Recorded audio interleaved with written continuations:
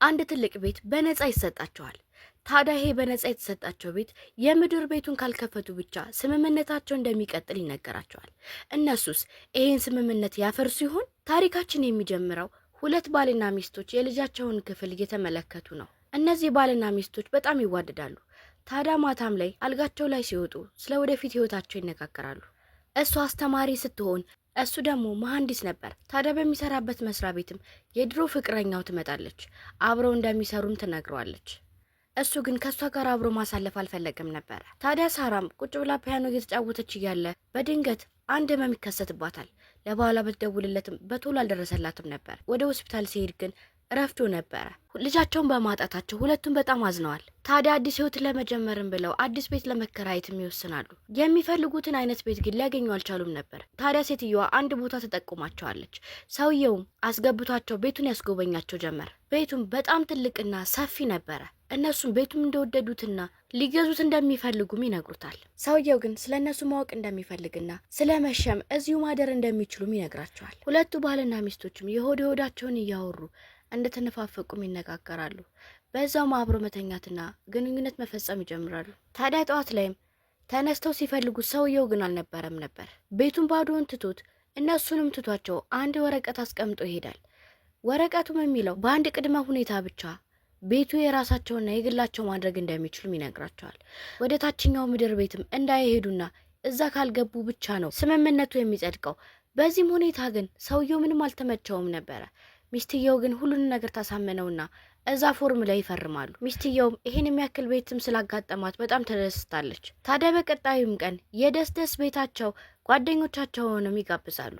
የስራ ባልደረባቸውም አንድ የጃዝሚን አበባ ይዛ ትመጣለች። የበፊት ፍቅረኛውም ወደሱ መታም ነበር። በድብቅ ቁጭ ብለው እየተነጋገሩ እያለ እሱም ከአካባቢው ዞር እንድትልለትና እንደማይፈልጋትም ይነግራታል። ከውጭም ሰው እየፈለገው ስለነበር ወደዛ ሲሄድም ይህንን ቤት ምንም እንደማያረግላቸውና እንዲያቃጥሉት ይነግረዋል። በሌላኛውም ቀን ከጎረቤቷ ጋር በደንብ ትግባባለች። በኋላም ወደ ስራ ሲገባ ግን ነገሮች ተቀያይረው ነበር ያገኘው። እሱንም ያቺ የድሮ ፍቅረኛው ሊደፍረኝ ነበር ብላም ከሳው ነበር። ከስራው መታገዱ ግን ለሚስቱ ምንም ነገር አልነገራትም ነበር። ታዲያ ባልየውም የቤቱን ስምምነት ውስጡ በጣም ስለከነከነው ነገሮችን ቁጭ ብሎ እያሰበም ነበር። ከዛም ሚስቱ ወደ ስራ ከሄደች በኋላ ግን ቦታውን እየተዘዋወረ ማየት ይጀምራል። ለሚስቱም ያንን ቤት እንዲከፍቱት ቢነግራትም እሷ ግን ምንም አልተስማማችበትም ነበር። በነጋታውም የቤቱን ካርታ ሄዶም ይወስዳል። እሷም እያስተማረች ባለችበት ሰዓት እሱም ወደታች ወርዶ ያንን ሳጥን ለመክፈት ይሞክራል። እሷ እንደመጣች ሲያውቅን ወዲያውኑ ሄዶ ይደበቃል። ወደ ቤትም ስትገባ ምንም እንዳልተፈጠረ ሆኖ ይጠብቃታል። ማታ ላይ ግን የድሮ ፍቅረኛው ትደውልለትና እንዲገናኙ ትጠይቀዋለች። በእሱም ተስማምቶ ሄዶ ያገኛታል። እሱም መጥቶ ሚስቱን እንደማያፈቅራትና ካጠገቡ ዞር እንድትልለትም ይጠይቀዋል። እሷም ደግሞ ካጠገቡ ዞር እንደማታይልለትና ምንም ነገር ቢያመጣ ምንም እንደማሰሙት ነግሯል። በነገሩን በጣም የተጨነቀውን ወጣ ብሎ ለመሮጥ ያስብና ሚስቱን ነግሯት ይወጣል። እሱ ከወጣ በኋላ ግን እሷ በድጋሚ እንዳረገዘች ታውቃለች። የድሮ ፍቅረኛውም ወደ እሱ ቤት ግን ቀስ ብላ ትገባለች። ሚስቱ እንዳረገዘችም ታውቃለች። በዚህም በጣም ታዝናለች። በሩ ክፍት ሆኖ ስታየው ግን ሄዳ በሩን ለመዝጋት ትሞክራለች። በሌላ በኩል ደግሞ ጆ የድሮ ፍቅረኛው በመኪና ስታልፍ ይመለከታትና ይከተላታል። በዚህም ግን ሊደርስባት ስላልቻለ ተመልሶ ወደ ቤቱ ይሄዳል። አቤት እንደደረሰም ያልጠበቀው ነገርም ይገጥመዋል። ሚስቱ እንዳረገዘች ትነግረዋለች። አብሮ ደስታቸውን ያከብራሉ። ከዚህ በኋላም ግን ያለሷ ፍቃድ የታችኛውን የምድር ቤት እንዳይከፍት ታስጠነቅቀዋለች። በነጋታውም እንደተለመደው የልጃቸውን ክፍል ማስተካከል ይጀምራሉ። በነጋታው ግን ነገሮች ተጣርተውለት እሱም ወደ ስራው ይመለሳል። ታዲያ የልጃቸው ክፍል ላይ ግድግዳው ላይ አንድ የጥይት ቀሪያ ያገኛሉ። በሁኔታውም ባልየው በጣም ተናዶ ይህንን ቤት እንዳንከፍቶ የተፈለገው ምናልባት ቤተሰቦቹ ቀብሮበት ይሆናል ብሎ ይነግራታል። እሷም ነገሩን እያካበድከው ነው ብላ ትመልስለታለች። በበነጋታው ግን የድሮ ፍቅረኛው መሞቷን ይሰማል። በዚህም በጣም በማዘን ለሚስቱም ይነግራታል። የጥይቱ ነገር ግን ጠዋትና ማታ ይጨቀጭቃት ነበረ።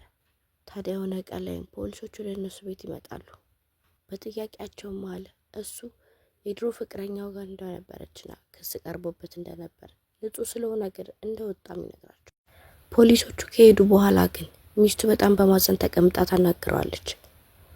እሷም ሁሉን ነገር እንደምታውቅና ከሱ ጋር ከድሮ ፍቅረኛው ጋር ያደረገውን ነገር እለዋ ላይ እንደማገጠባትም ታውቃለች። በዚህም ሊያስረዳት ሲሞክር ምንም ነገር እንዳታስረዳኝ ብላ ወደ ውስጥ ትገባለች። በቀጣይም ከዚህ በፊት ይኖርበት የነበረው ሰውዬ ጋር ሄዶ ያናግረዋል። ቤቱም የሆነ እርግማን እንዳለበትና ሰላማዊ የሆነን ቤትህን እንደሚበጠብጠውም ይነግረዋል። ሄዶ ለሚስቱ ቢነግራትም ግን ምንም ሳትረዳው ትቀራለች።